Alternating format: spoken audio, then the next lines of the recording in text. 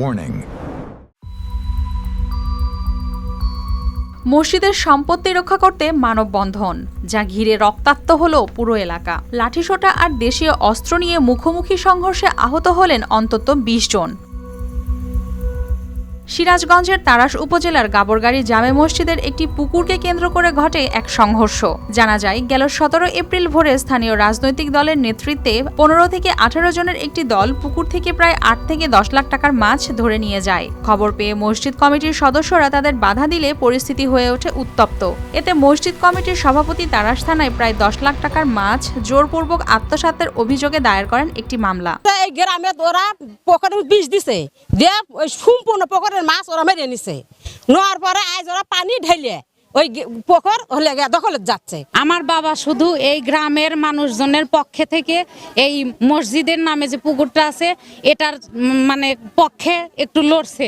এই কারণে তারা আমার উপরে মানে শোধ নেওয়ার জন্য আমার ক্রয়কৃত জায়গায় নতুন বাসা কেবলই করছি আমি, অথচ সেই বাড়িটা আমার রাগের বশে একেবারে ভেঙে চুরে তছনছ করে ফেলছে।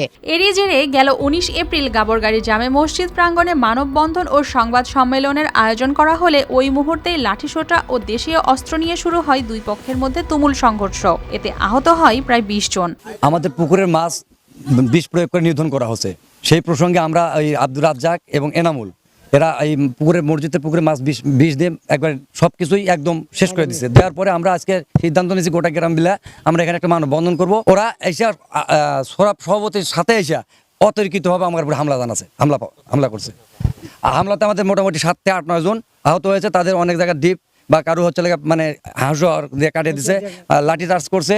তারা এখন বর্তমান সিরাজগঞ্জ সদরে আমরা পাঠিয়ে দিচ্ছি তাদের। খবর পেয়ে পুলিশ দ্রুত ঘটনাস্থলে গিয়ে পরিস্থিতি নিয়ন্ত্রণে আনে ও আহতদের ভর্তি করা হয় স্থানীয় হাসপাতাল সহ বিভিন্ন ক্লিনিকে। এছাড়া বিষয়টি তদন্ত করে নেওয়া হবে প্রয়োজনীয় আইনগত ব্যবস্থা, জানিয়েছেন এ কর্মকর্তা।